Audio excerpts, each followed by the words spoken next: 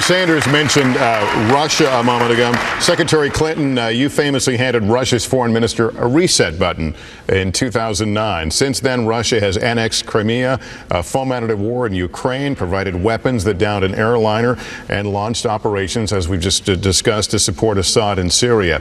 As president, would you hand Vladimir Putin a reset button? Well, it depended upon what I got for it. And I can tell you what we got in the first term.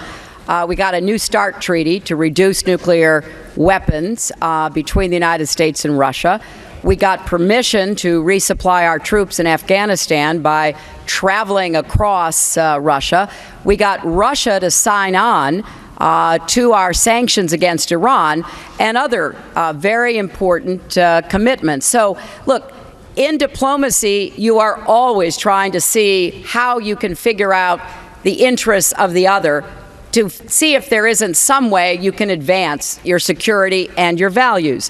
When Putin came back in the fall of 2011, it was very clear he came back with a mission. And I began speaking out as soon as that happened because there were some fraudulent elections held and Russians poured out into the streets to demand their freedom, and he cracked down and, in fact, accused me of fomenting it.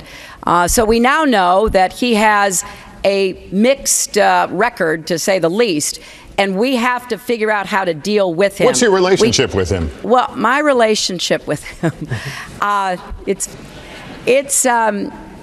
interesting. It's one, I think, of respect. We've had some very tough dealings with one another, and I know that he's someone that you have to continually stand up to because, like many bullies, he is somebody who will take as much as he possibly can unless you do. And we need to get the Europeans to be more willing to stand up. I was pleased they put sanctions on after Crimea and eastern Ukraine and the downing of the airliner. But we've got to be more united in preventing Putin from taking a more aggressive stance in Europe and the Middle East. We want to turn right now to the issue